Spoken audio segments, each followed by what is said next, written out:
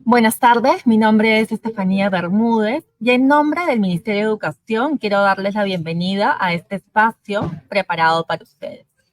Quiero agradecer a todos los docentes y directivos de educación secundaria que nos acompañan esta tarde desde muchos lugares del Perú. Queremos seguir reforzando este espacio creado para ustedes, por lo que les pedimos que nos dejen sus comentarios sobre los temas que quisieran que abordemos en futuras transmisiones. El día de hoy, esta conversación se organiza en 3 bloques. El primer bloque hablaremos sobre el proyecto de vida y su importancia de construirlo. En el segundo bloque hablaremos sobre algunas estrategias para acompañar a nuestros estudiantes en la construcción de su proyecto de vida. Y finalmente tendremos un espacio de preguntas. Como ponentes tenemos a la especialista de secundaria de tutoría, Yanira Vázquez, quien estará a cargo del segundo bloque, y a mi persona, quien iniciaré contestando la primera pregunta: ¿qué es un proyecto de vida y por qué es importante construirlo? Para ello, voy a presentar mi pantalla. Como les comentaba, en el primer bloque hablaremos sobre qué es un proyecto de vida. Sobre el proyecto de vida existen diferentes autores.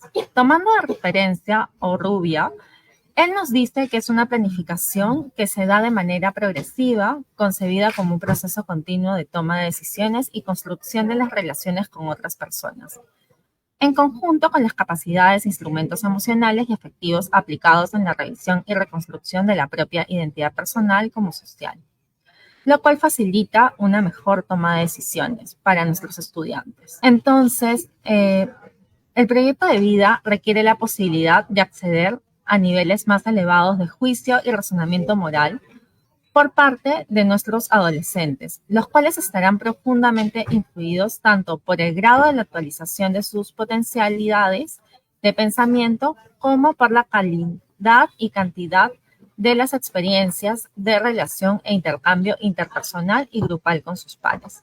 Del mismo modo, la posibilidad de elaborar, establecer e implicarse en proyectos futuros dependerá del proceso de revisión y reelaboración de la propia identidad o la posibilidad de experimentar determinados comportamientos de tránsito en diferentes ámbitos, los cuales pueden ser en su rol de hijo e hija, esposo y o esposa, estudiante, trabajador o trabajadora, entre otros. El proyecto de vida se caracteriza por ser anticipatorio, organizado y modelador, tanto de las actividades que decida la o el estudiante como del comportamiento que al mismo tiempo delinea el estilo de vida personal y dentro de la sociedad. Si bien es cierto que muchas veces se puede encasillar el proyecto de vida solo en orientación vocacional, no debemos olvidar que el desarrollo personal y que el proyecto de vida es integral e involucra muchos más ámbitos que solamente verlo desde la orientación vocacional.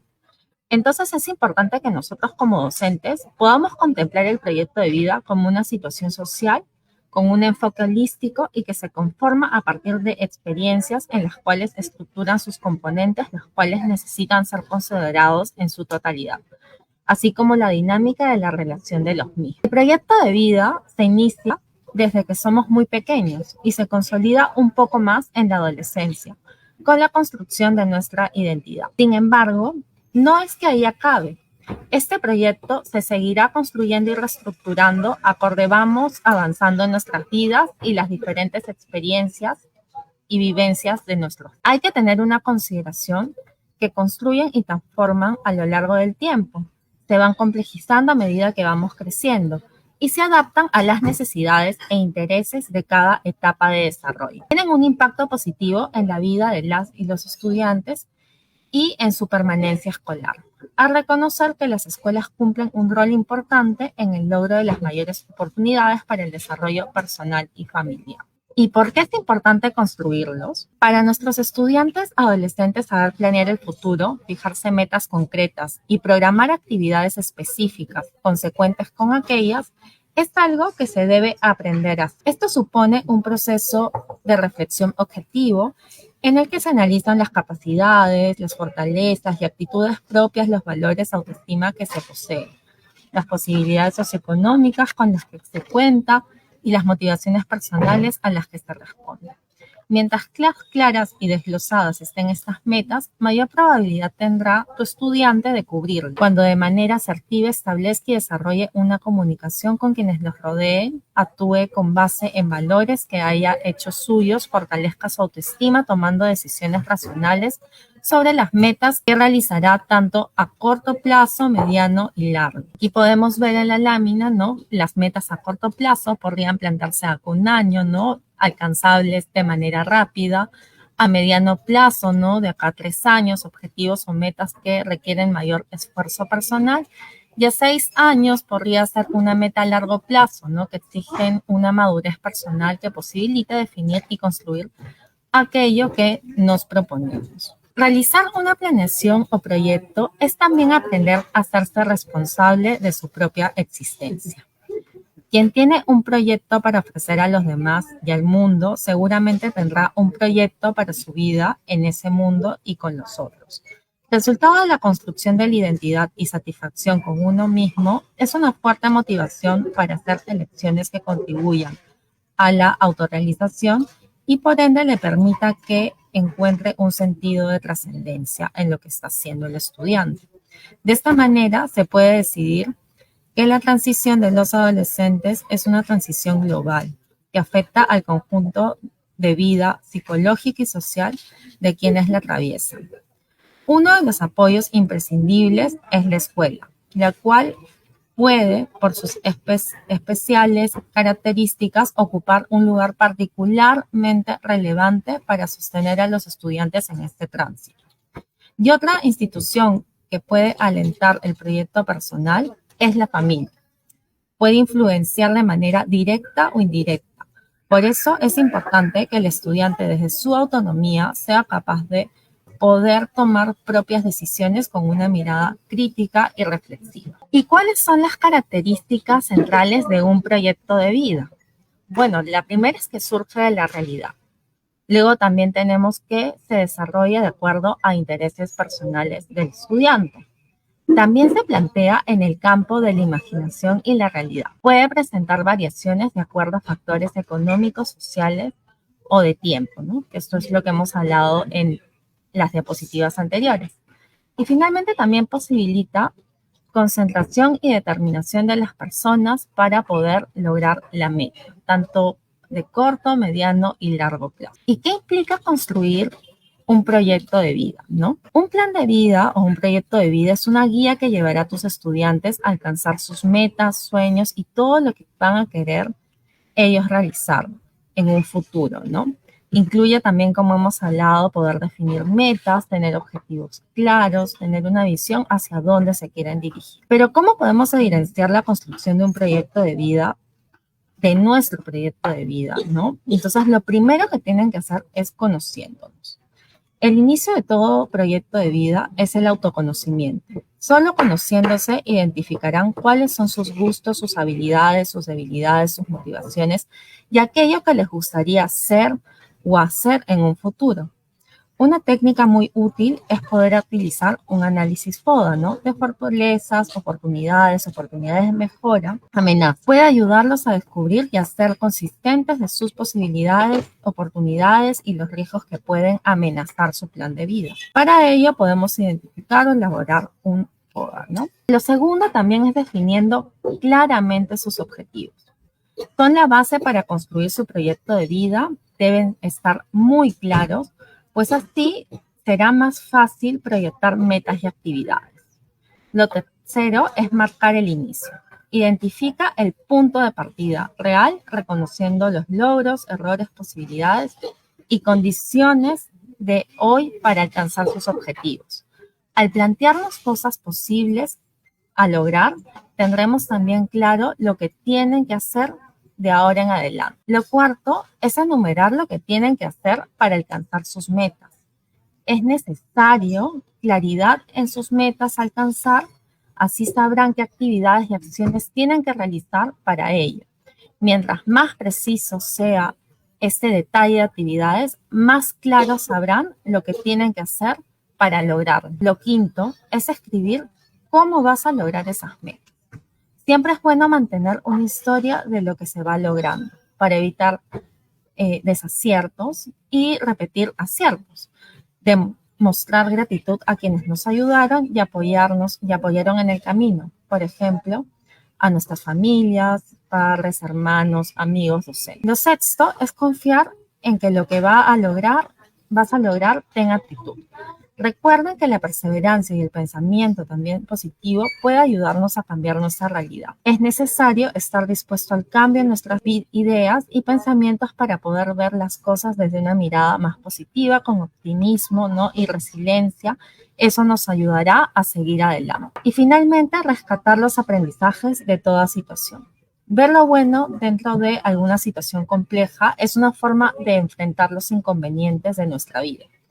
Plantearlos como retos y no como impedimentos que nos ayudarán a concretizar nuestros sueños. Estas también situaciones nos pueden ayudar a replantearnos, a poder generar nuevas estrategias para poder lograr lo que hemos planificado. Buenas tardes, maestros, maestras, directores y público en general que nos están acompañando en este espacio tan interesante, ¿no? Ya que se está exponiendo un tema muy interesante para nuestros estudiantes, ¿no? Que están también por terminar la secundaria, y pues es importante que se vayan cargados con algunos recursos que les permita poder transitar pues de manera efectiva, ¿no? A la educación superior. Bien, en este bloque voy a hablar sobre el acompañamiento a nuestros estudiantes, ¿no? Respecto al proyecto de vida. Ya Estefanía nos ha comentado qué es el proyecto de vida, cómo elaborarlo, ¿no? Justo era el último punto que ella nos hablaba, ¿no? ¿Qué consideraciones debemos tener para elaborar un proyecto de vida? Y ahí hablaba justamente del aspecto del conocerse, que es básico para poder saber y descubrir hacia dónde uno tiene que ir. Entonces, como maestros, como maestras, tenemos que tener estas orientaciones claras, ya que nos va a permitir poder dar una buena orientación a nuestros estudiantes cuando obviamente ellos la requieran. Y no solamente para los estudiantes que ya están por salir, sino también de repente empezar a hablarlos desde primero, segundo, tercero, tomando en cuenta obviamente pues las necesidades de nuestros estudiantes. Bien, entonces, para poder iniciar en este bloque es importante tener en cuenta que el acompañamiento que vamos a brindar a nuestros estudiantes respecto al tema del proyecto de vida, hay que tener en cuenta un punto importante que tiene que ver con conocer las características de nuestros estudiantes, conocer quiénes son, conocer un poco la etapa en la cual se encuentran ellos. Recordemos que la etapa en la educación secundaria hay una transición pues de la primaria a la secundaria, y muchas veces nuestros estudiantes pues están afrontando la etapa de la adolescencia, pues sabemos que surgen muchos cambios, ¿no? Y obviamente cada contexto es diferente también, entonces ahí se suman esos otros aspectos también. Entonces, en ese sentido es importante poder conocer a nuestros estudiantes. Ahí yo quería recordarles también que podamos mirar los programas curriculares que tenemos de la educación secundaria, el programa curricular, perdón, de la educación secundaria, ¿no? Ahí, por ejemplo, también se menciona, ¿no? En una página se habla sobre la caracterización de los estudiantes, en este caso de educación secundaria, tanto para ciclo 6 como para ciclo 7, un poco para poder mirar y poder conocer un poco más de información si es que en caso lo requerimos. Por otro lado, también, siguiente, por favor, Estefanía, es importante también saber, reconocer que la Organización Mundial de la Salud define a la adolescencia como el periodo de crecimiento que se produce después de la niñez y antes de la edad adulta, entre los 10 y 19 años, independientemente de la dificultad para establecer un rango exacto de edad. Es importante el valor adaptativo, funcional y decisivo que tiene en esta etapa, ¿no? Como lo acabo de mencionar, pues es una etapa de transición, de cambios, en la cual pues nuestros estudiantes de secundaria que ya son adolescentes pues van a tener una serie pues de surgir una serie de situaciones que de alguna manera pues ese periodo de crecimiento como que les va a hacer surgir una serie de emociones, y que es importante justamente pues ahí acompañarlos para poder hacer que este proceso de transición pues sea lo lleven de la mejor manera. Siguiente, por favor, Estefanía. Por otro lado, también es importante conocer un poquito de información estadística respecto a la población adolescente en el Perú, ¿no? Sobre todo, pues aquí voy a presentar algunas características, algunos datos, ¿no? Que nos hacen ver de cómo está representada nuestra población adolescente, ¿no? Según Lenares en el 2019. Nos menciona la población adolescente en el Perú entre los 12 y 17 años es de 3.447, ¿no? Y representa el 10% de la población total del país, ¿no? Entonces estamos hablando de un buen grupo de población, ¿no? Que está conformado por adolescentes. De la población adolescente de 14 y 17 años de edad, pues el 60.1% solo estudia, el 5.6%, ¿no?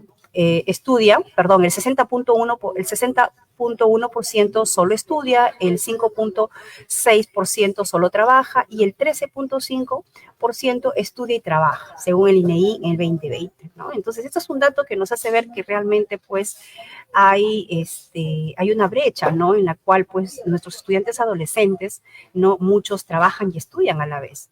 Entonces, es una característica que debemos fijarnos, que debemos darnos cuenta cuando vamos a hacer el acompañamiento.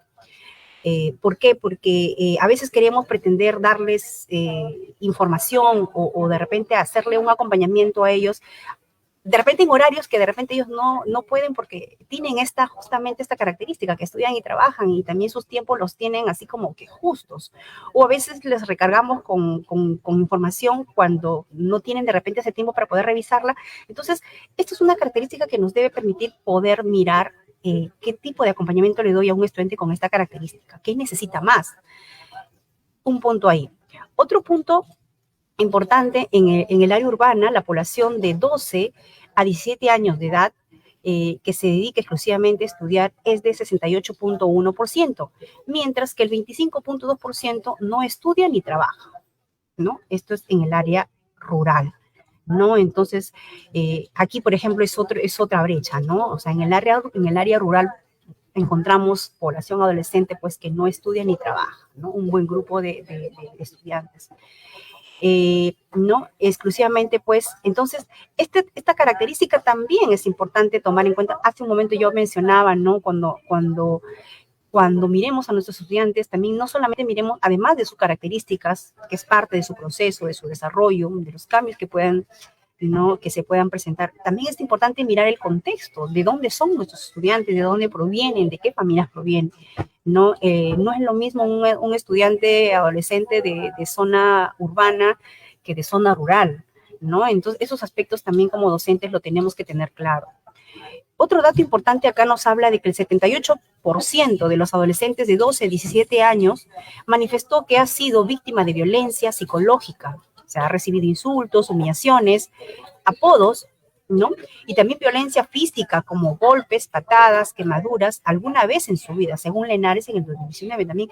Este otro dato que también seguramente cuando revisamos las historias personales de nuestros estudiantes, de repente los que son docentes tutores, cuando hacen aplican esa ficha diagnóstica, nos damos cuenta pues que nuestros estudiantes también pues alguna vez pueden haber padecido violencia, ¿no? Además de que tenemos esos datos, pues es algo que pasa, es nuestra realidad, lamentablemente, ¿no?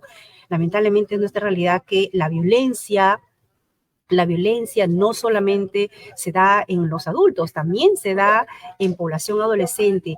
Y muchas veces la violencia en población adolescente se da también en esta etapa del enamoramiento, porque pasa de que a veces inician sus relaciones de pareja, de enamorados, no muy, muy temprano, porque también sabemos que pues la sexualidad en esta etapa tiende a aflorarse con mayor fuerza, ¿no? Entonces, y es un punto importante que tenemos que conocer para poder orientarnos.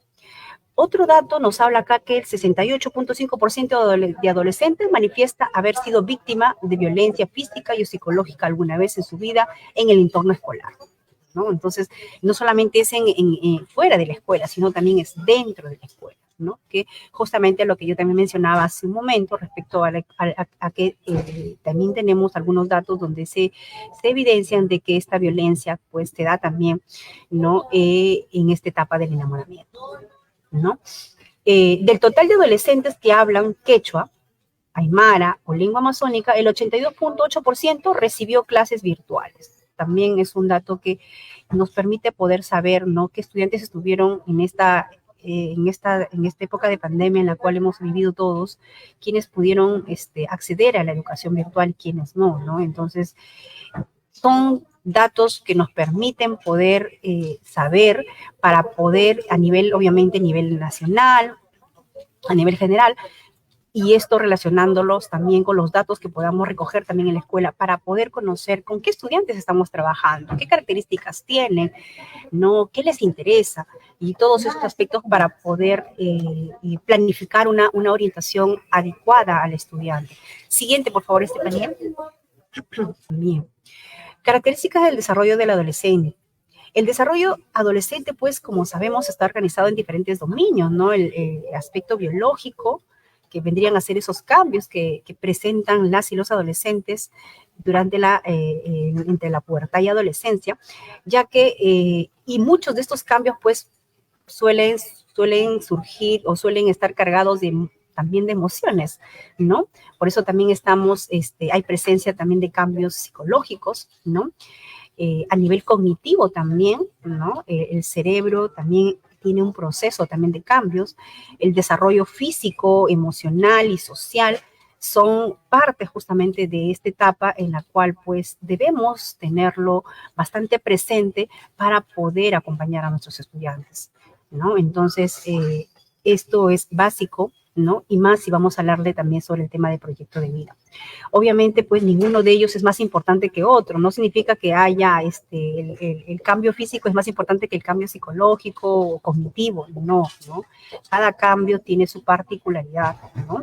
Y en base a ello tenemos que darnos cuenta, tenemos que mirar, tenemos que ver, por ejemplo, un estudiante de ciclo 6 no es lo mismo que un estudiante de ciclo 7. Cuando yo quiero preparar mi experiencia de aprendizaje o quiero de repente dar una información respecto al tema del proyecto de vida, yo no puedo hablar lo mismo que hablo para ciclo 7, no puedo hablar lo mismo para ciclo 6, porque tengo que tomar en cuenta justamente estas características biológicas, cognitivas, físicas y emocionales y sociales que presentan nuestros estudiantes, porque presentan diferentes percepciones. Su percepción del proyecto de vida de un estudiante de ciclo 6 no es la misma que un estudiante de ciclo 7. ¿No? En ciclo 7 como que ya está como que está entrando a este periodo de madurez, podría decir, ¿no? A diferencia que en ciclo 6, pues recién está entrando a este periodo en la cual pues todavía los cambios están más latentes. Entonces, estos puntos son importantes tomarlo en cuenta para hacer el acompañamiento. Siguiente, Estefanía. Como docentes, pues, docentes tutores, obviamente, pues, en el marco de la 212, nosotros tenemos ese rol de acompañar a nuestros estudiantes, brindarles un acompañamiento socioafectivo, un acompañamiento cognitivo, y pues, este rol, ¿no?, por decirlo así, nos llama a que tenemos que conocer, ¿no?, estas particularidades que presentan nuestros estudiantes para poder darles orientaciones necesarias que justamente pues apuesten por beneficiar, por fortalecer este bienestar personal y social que queremos. Siguiente, por favor. Y bien, desde la tutoría y la orientación educativa, para acompañar socioemocionalmente a nuestros estudiantes, podemos seguir, pues, una secuencia metodológica establecida, pues, de 3 pasos, ¿no? Identificar, comprender e implementar. Veamos, entonces. Siguiente, por favor, Estefanía. Cuando hablamos de un diagnóstico, es importante tomar en cuenta y recordar aquí, pues, que este año nosotros, desde el Ministerio de Educación, hemos elaborado una herramienta, un kit de bienestar socioemocional, que pues es un documento, es un recurso que consta de 2 documentos que permite primero recoger información sobre cómo están nuestros estudiantes. Es una herramienta pedagógica, ¿no? Permite recoger información de cómo están nuestros estudiantes. No quiere decir que sea la única que podamos tomar, ¿no? Porque también hace un rato mencionaba que también desde la tutoría también contamos con la ficha personal del estudiante. Entonces, son también herramientas que nos permiten recoger información de nuestros estudiantes, donde podemos recoger qué les interesa, qué les gusta, ¿no? Qué necesidades tienen, y así poder planificar las orientaciones de acuerdo a esas necesidades.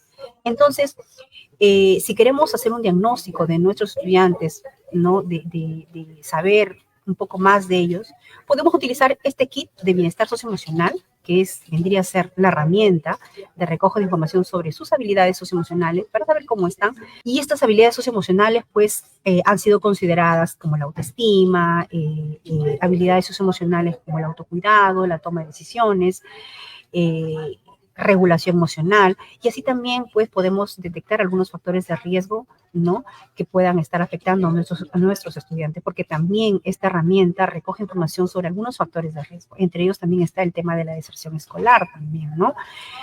Entonces, es un primer paso para poder acompañar a nuestros estudiantes, diagnosticar, identificar, conocer, ¿no? Saber quiénes son nuestros estudiantes, además de conocer esa característica a nivel nacional que acabamos de mencionar, ¿no? Cómo se está evidenciando la adolescencia a nivel nacional, que acabo de mostrar, desde la escuela. Entonces, poder trabajar este diagnóstico aplicando este kit de bienestar socioemocional, que es la herramienta, es uno de ellos, que es la herramienta de recojo de información, como también pueden utilizar otro recurso, otra herramienta. Les hablaba también que tenemos la ficha del estudiante, la ficha personal, también es otro recurso que podemos utilizar. Si hubiera algún otro recurso u otra técnica, como por ejemplo puede ser entrevistas, ¿no? Alguna lista de cotejo que ustedes también tuvieran, es válido. Lo importante es conocer a nuestros estudiantes, y la idea es buscar los medios, las formas, las estrategias. Aquí les estamos dando como estrategias, como alcances, esta herramienta que la podemos encontrar pues en el repositorio de tutoría, ¿no? Siguiente, por favor, Estefanía. Una vez que ya hemos encontrado, una vez que ya hemos recogido la información, pues es importante poder conocer estos resultados, ¿no? Interpretar los resultados y de acuerdo a ello, pues elaborar la planificación de acuerdo al diagnóstico, ¿no? De acuerdo al diagnóstico que encontremos en cada estudiante, de acuerdo a sus necesidades, hacer la planificación correspondiente. Y para ello, pues, tenemos desde la tutoría 5 estrategias. ¿Cuáles son esas estrategias? Justamente lo estamos mostrando aquí en la laminita, que es la tutoría grupal, la tutoría individual, el trabajo con familias, la participación estudiantil y la orientación educativa permanente. Entonces, tenemos estas 5 estrategias. ¿Proyecto de vida podemos trabajar con estas 5 estrategias? Sí, podemos trabajar proyecto de vida con estas 5 estrategias. Desde la tutoría grupal, vamos a ir viendo cómo podemos trabajar. Desde la tutoría individual lo vamos también a ver, y también desde las demás estrategias. O sea, no se piense de que no se puede trabajar con las 5 estrategias. Sí podemos hacerlo y lo vamos a ir viendo más adelante. Siguiente, por favor, Estefanía. Bien, desde la tutoría grupal, ¿cómo podemos trabajar proyecto de vida? Bueno, ya tengo este diagnóstico y en mi diagnóstico de repente me arrojó de que a nivel del aula, veamos a nivel de aula. A nivel del aula estoy observando el diagnóstico, los resultados que yo, del recojo de información que yo he realizado, obtengo que mis estudiantes en el tema en la habilidad socioemocional de autoestima y de, a ver, se me ocurre de autoestima y de toma de decisiones, están pues, se podría decir como que no están desarrollando muy bien esas habilidades. Entonces, ese es el resultado que yo obtengo.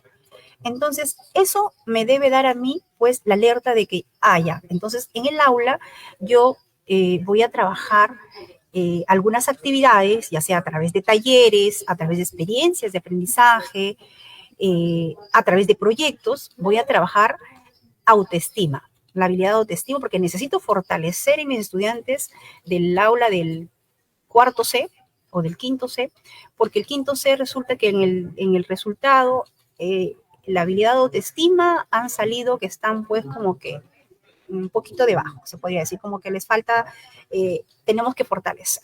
No quiere decir que no tengan autoestima, sino que tenemos que fortalecer la autoestima. Desarrollo la experiencia de aprendizaje de autoestima, por ejemplo, ¿no? Ahora, ustedes se preguntarán, pero ¿dónde consigo esa experiencia de aprendizaje? ¿Cómo lo puedo obtener? ¿Cómo puedo yo tener una experiencia? ¿Cómo puedo hacer? También, cuando les hablaba que tenemos un kit de bienestar socioemocional, dentro de ese kit tenemos 2 recursos. El primero es que tenemos una herramienta que permite recoger información, una herramienta pedagógica. Y lo segundo es que tenemos un programa también de habilidades socioemocionales, donde donde ese programa consta de 13 habilidades. O sea, ese programa contiene 13 habilidades socioemocionales para fortalecer. Y cada habilidad tiene 3 actividades. Entonces, si yo decido fortalecer autoestima en mis estudiantes del cuarto C, se me ocurre, o del quinto A, se me ocurre, entonces voy a este documento, a este recurso, y busco para ciclo 7, porque quinto año está dentro de ciclo 7, entonces busco el recurso, me voy al recurso y busco ahí la habilidad de autoestima. Entonces, y veo que autoestima, pues sí, tiene 3 actividades y cada actividad es para trabajar en una, obviamente, en una semana. Es decir, en una sesión de aprendizaje, que recordemos que tutoría se trabajan 2 horas pedagógicas semanales, entonces eso quiere decir que autoestima lo voy a trabajar durante 3 semanas, esas 3 actividades. Y así, entonces puede ser a través de una experiencia que puede ser tomada de este recurso del kit de bienestar socioemocional que les estoy mencionando. Puede ser que ustedes trabajen también talleres, puede ser que ustedes también trabajen algún proyecto de autoestima. Eso ya queda a criterio de ustedes. ¿Por qué la autoestima? Porque la autoestima también es básico para el proyecto de vida. Lo he puesto como ejemplo porque también en el ejemplo salió como parte del diagnóstico. Pero también tomemos en cuenta, y Estefanía nos ha mencionado, que el autoconocimiento es el punto de partida para poder elaborar nuestro proyecto de vida. Y el autoconocimiento también es parte de la autoestima. ¿Eso qué quiere decir? Que si yo no me conozco, yo no sé cómo soy, yo no sé qué pienso, no sé quién soy, no voy a poder reconocerme, no voy a poder aceptarme y mucho menos voy a saber valorar. Entonces, es como que el primer escalón para lograr esto, ¿ya? Entonces, tomemos en cuenta eso. Estefanía lo ha dicho, autoconocimiento, y el autoconocimiento también es parte de la autoestima. Entonces, desde la tutoría grupal, ¿se puede trabajar y se puede desarrollar una experiencia de aprendizaje para fortalecer la autonomía? Sí. Puede ser autoestima, puede ser toma de decisiones, también son justamente experiencias que permiten fortalecer, ¿no? En el estudiante esa toma de decisiones para poder elaborar su proyecto de vida o para poder fortalecer su proyecto de vida, porque quizás ya muchos lo tienen. Y a veces ese proyecto hay que retomarlo, hay que de repente reconstruirlo. Esta experiencia les va a ayudar a hacer esto que les acabo de mencionar. Entonces, ahora, desde la tutoría grupal, como lo saben, la tutoría grupal es el espacio grupal, como su nombre lo dice, válgame la redundancia, que lo podemos trabajar obviamente en el aula, desde la hora de tutoría también, o también se puede coordinar también con las áreas curriculares, también para ver también cómo de repente todos también apuntan a fortalecer este aspecto de proyecto de vida y cada área de repente por ahí lo toma una parte de este aspecto para también reforzar. Y bien, entonces, desde la tutoría grupal, esa es una forma de poder trabajar, ¿no? Sesiones para el proyecto de vida. Ahora, también Estefanía ha mencionado de estos pasos, entonces puedo trabajar también una sesión de proyecto de vida a través de un taller, a través de un proyecto, que es algo que ustedes también lo pueden trabajar en ese espacio.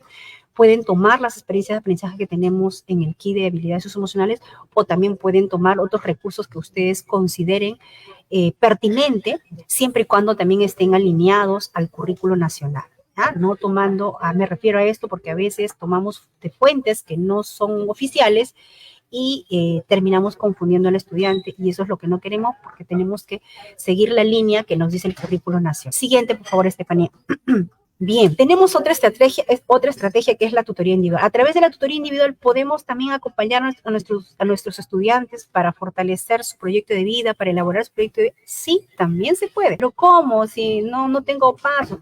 Recordemos que la tutoría individual es personalizada. Muchas veces pasa que el estudiante a veces no nos busca o no busca al docente tutor porque tiene un problema. A veces también quiere la orientación del docente tutor porque no sabe cómo de repente resolver ciertas dificultades que tiene en su cabecita de repente porque aún no tiene claro qué quiere hacer en su futuro, recibe información de allá, de repente en casa también hay presión, ¿no? Porque ya le están diciendo, oye, ¿qué vas a hacer? Ya estás terminando, aún no te decides, o sea, el estudiante se siente obviamente presionado y es válido, ¿no? Entonces es ahí donde como docente, si un estudiante me dice, pues, señorita, quisiera que me acompañe, quisiera que me orienten, no sé, estoy preocupado porque ya termino la secundaria y no sé qué decisión tomar. Entonces, es obviamente una necesidad del estudiante y necesita orientación. Y no lo puedes hacer de manera grupal porque es algo que obviamente pues te lo está pidiendo de manera personal y para ello el espacio oportuno para poder orientar es la tutoría individual, que pues lo puedes trabajar en la escuela, ¿no? De repente puede ser saliendo de las horas de clase, de repente podemos aprovechar el espacio del recreo también, todo eso obviamente coordinando también y viendo la predisposición también del estudiante, no sin afectarlo también a él. Y también sin afectar sus horas de clase, también es importante tomar en cuenta. Siempre va a haber por ahí un espacio que nos permita poder trabajar con el estudiante y poder orientarlo a través de esta estrategia. ¿Cómo lo podemos hacer cuando ya esté en ese espacio, en esa estrategia? Pues iniciemos primero por preguntar al estudiante, bueno, primero por escuchar, ¿no? Siempre hay que escuchar al estudiante, sus expectativas, lo que siente, lo que piensa, ¿no? Sin de repente, sin ponernos con esa actitud de jueces, de entrevistadores, porque esa no es la idea para este espacio. La idea es más escuchar lo que él piensa, porque a veces lo que el estudiante más necesita es ser escuchado. O sea, recibe tanta información que no sabe cómo expresarlo y lo que necesita más es ser escuchado. Entonces, escuchemos. Una vez que escuchemos, partamos por lo que escuchamos y por ahí podemos plantearle un poco para que él reconozca esas habilidades que él tiene para poder justamente resolver esa situación en la cual se encuentra. De repente está teniendo muchas dudas respecto a una carrera, por ejemplo, estamos hablando de proyecto de vida, o de repente a lo que él quisiera hacer más adelante. Entonces, y no tiene claro, tiene mucha información, entonces ayudémoslo con algunas preguntas que le ayuden a él a darse cuenta. No es que vamos a aconsejar, sí, mira, tienes que hacer esto, tienes que hacer... No, por ahí no va la orientación desde la tutoría individual. La tutoría individual es más para hacer que él reflexione, que él se dé cuenta, ¿no? Respecto a los recursos que él tiene para poder resolver esa situación que le está quejando, ¿no? Y también qué oportunidades tiene también para poder también salir, ¿no? Resolver. Y también podemos darle orientaciones si es que conocemos también de repente algunas páginas respecto al tema de orientación vocacional, respecto al tema de proyecto de vida. Recomendémoslos, eso sí, pero que sean páginas oficiales, no documentos o recursos de información. Por ejemplo, tenemos en la plataforma de Somos Promo, tenemos ahí muchos recursos que podemos también, primero, obviamente, conocer como docente para poder también darle como alcance al estudiante para que él se vaya con algo y lo puede revisando.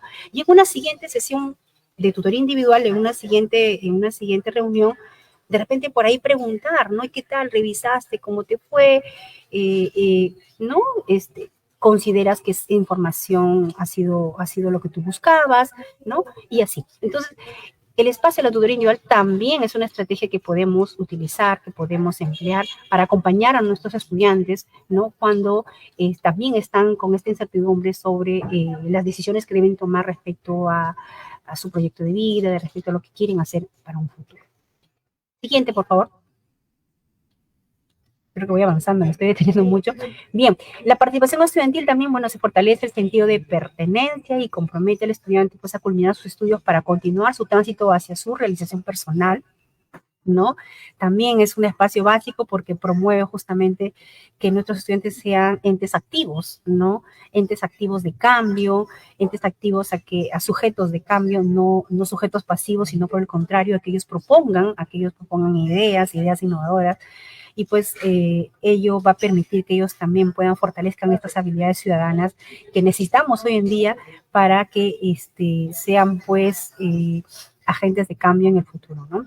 Entonces, la participación estudiantil también es una estrategia que fortalece a que nuestros estudiantes puedan ser protagonistas de su proyecto de vida, que ellos mismos, o sea, busquen este horizonte que quieren lograr para su futuro. Siguiente, por favor. El trabajo con familias es importante también. Hay que acompañar a las familias, hay que entrevistar a los papás, ¿no?, de los estudiantes para también que ellos mismos puedan también acompañar y respetar también las ideas, las emociones que también están sintiendo sus hijas e hijos respecto al proyecto de vida para también ponerse, más que presionar, es acompañar a sus hijos, respetar las ideas que puedan surgir, ¿no? Escucharlos, que es lo importante, ¿no? Porque a veces tomamos, el papá en esta etapa suele tener un rol bastante, bastante de repente cuestionador, bastante de repente exigente, ya quiere que su hijo tome una decisión, entonces no queremos un papá que esté en esa posición, sino queremos un papá que acompañe, que escuche, que oriente a su hijo, y que no le esté presionando de repente para que él tome una decisión de manera apresurada, sino por el contrario, que juntos encuentren la mejor forma de poder encontrar las alternativas, ¿no? Sin que el estudiante pues sienta toda esa presión. Entonces, desde el trabajo con familias, como docentes tutores, docentes que no somos tutores también, ¿no? Es necesario involucrar a las familias en este proceso, a que ellos puedan influir, pero que esa influencia sea una influencia sin que genere presión, sino por el contrario, ¿no? Por el contrario, donde haya simpatía, porque a veces queremos que nuestros hijos se decidan ya, y el camino no es por allí, no es que yo me tengo que decidir porque ya me están exigiendo, no, sino que las cosas lo tomen también con calma, ¿no? Para poder encontrar la mejor decisión. Y bueno, la orientación educativa permanente nos permite acompañar, ¿no? Acompañar, y eso es una responsabilidad de toda la comunidad educativa. Todos tenemos, todos los actores de la comunidad educativa tienen que deber este rol de acompañar a nuestros estudiantes, independientemente de ser tutor o no. Si observamos alguna situación de alerta, si un estudiante acude a mí porque está desorientado por alguna temática respecto a su proyecto de vida, tenemos que estar en la capacidad de orientarlo, o también de derivar si es necesario, ¿no? Para que él pueda, pues, recibir la información que él necesita respecto a la temática que estamos hablando, ¿no? Si ese es el tema.